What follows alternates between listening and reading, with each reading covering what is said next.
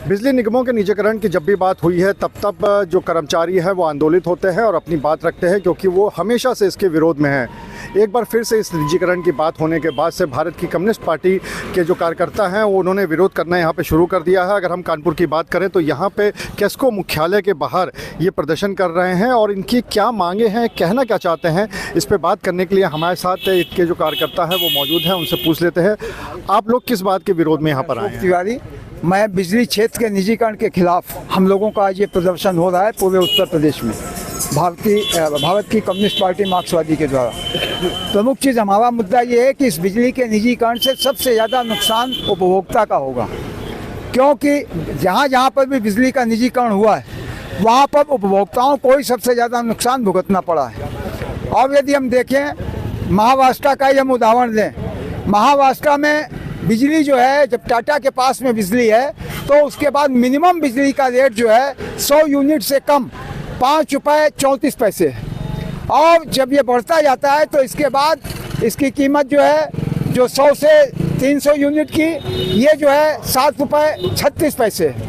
और इसके बाद यदि आप बढ़ेंगे 300 से 500 के बीच तो इसकी कीमत जो है वो 14 रुपये 12 रुपये 15 पैसे है। और यदि 500 यूनिट से ज़्यादा आपकी बिजली है तो उसकी कीमत 15.5 रुपये से ज़्यादा प्रति यूनिट बिजली दी जाती है। इसलिए पूरी तरह से हम लोगों का मानना है कि बिजली का निजीकरण आम जनता को लूटने के लिए किया जा रहा है, बड़े जो पूंजीपति हैं उनको फ़ायदा पहुंचाने के लिए किया जा रहा है। जैसा कि उदाहरण हम आपको उड़ीसा का दे दें, उड़ीसा के पास रिलायंस 1998 में रिलायंस को बिजली का निजीकरण करके रिलायंस को एक वहाँ का पूरा काम दिया गया, और उसके बाद जब वहाँ पर तूफान आया, तूफान आने के बाद पूरा सब जब ढांचा जो है पूरा ध्वस्त हो गया, तो उसके बाद रिलायंस ने वहाँ पर सरकार से मांग की कि यहाँ की सरकार इसको पूरा पैसा लगाए। मतलब हो क्या रहा है, जो पीपी मॉडल की बात की जाती है, पीपी मॉडल एक धोखा है। इसके तहत पैसा पब्लिक का, सार्वजनिक क्षेत्र का पैसा और मुनाफा निजी क्षेत्र का, ये पूरी साजिश की जा रही है। और इससे सबसे ज़्यादा जो नुकसान जो है वो आम उपभोक्ता का होगा। हमारे पास दिल्ली राज्य का भी उदाहरण है, देश के अनेकों क्षेत्रों में जो है इसके उदाहरण है। इसलिए हम जनता के साथ के मुद्दे को लेकर के कि बिजली महंगी होगी तो स्वाभाविक है जनता को बहुत ही ज़्यादा दिक्कतों का सामना करना पड़ेगा। अभी आपने देखा स्मार्ट मीटर की क्या स्थिति है, जो ये स्मार्ट मीटर लगे उसके बाद वो मीटर कई गुना बिल जो है उसके उन मीटरों के द्वारा जो है वो जनता को देना पड़ रहा है। इन सब मुद्दों को लेकर के हम लोग जो है संघर्ष के राह पे हैं। धन्यवाद। यहाँ पे अगर बात करें कि निजीकरण का 51% की बात हो रही है कि 51% दिया जाएगा, तो फिर उसमें दिक्कत कहाँ है? क्योंकि पूरा तो नहीं दे रहे हैं, कहीं ना कहीं सिर्फ 51% तक दे रहे हैं। मेरा नाम कॉमरेड मोहम्मद वसीर, हम centre of Indian trade union CITU के कानपुर के जिला अध्यक्ष हैं। आपने बहुत सही सवाल पूछा। अभी हमारे साथी अशोक तिवारी जी ने बताया उपभोक्ताओं के ऊपर बिजली निजीकरण का जो प्रभाव पड़ेगा, ये सरकार चाहे उत्तर प्रदेश की योगी की सरकार हो चाहे केंद्र की हमारे मोदी जी की सरकार है, ये सिर्फ जुमलेबाजी और झूठ बोलने के बाद इसके पास कोई काम नहीं है।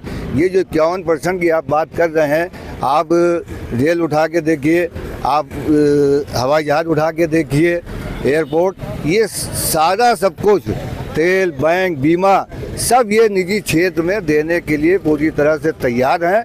और बिजली जैसा क्षेत्र जो एक आम जनता से जुड़ा हुआ है, जिसको जनता ने खड़ा किया था, और इसमें पहले 2 लाख जब उपभोक्ता होते थे तो 40,000 कर्मचारी होते थे, आज 8 लाख लगभग उपभोक्ता हैं कानपुर शहर में। और सबसे महंगी बिजली पूरे उत्तर प्रदेश में है, देश में, और कानपुर में उससे ज़्यादा महंगी बिजली उत्पीड़न हो रहा है स्मार्ट मीटर के नाम पर, लेकिन इनके पास घाटे के सिवा कोई दूसरी बात नहीं होती है। इसलिए ये कहते हैं हम इसको निजीकरण करके निजी क्षेत्र में देंगे।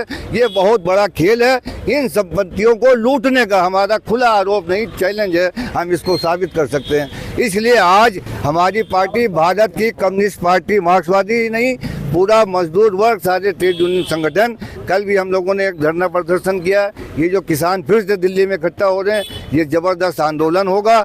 और ये जो 2022 विद्युत अधिनियम संशोधन, इन्होंने किसान आंदोलन को जब तीनों कानून वापस लेने का वादा किया था मोदी जी ने, उसमें विद्युत अधिनियम को भी वापस लेने की बात थी, जिसमें कोई निजीकरण की बात नहीं थी। उसको धत्ता बताकर ये सरकार फिर से उन्हीं रास्ते पर जा रही है।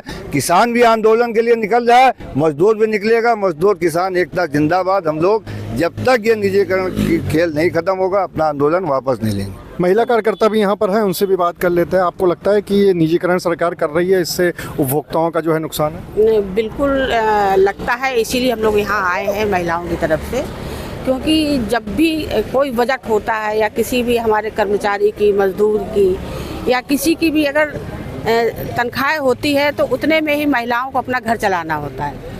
और जिस तरह से लगातार आप भी देख रहे हैं, हम भी देख रहे हैं, महसूस कर रहे हैं कि गैस के पैसे हैं, आपके तमाम चीज़ों के पैसे लगातार बढ़ रहे हैं। पेट्रोल का भी बढ़ता है तो उसका हमारे खान खुराक पे जो सामान हम लोग सब्जी वब्जी लेते हैं भाड़े पे प्रभावित होता है। अब ये बिजली का जो इन्होंने लगाया है तो बिजली का भी कोई ऐसा घर नहीं है जहां बत्ती ना हो।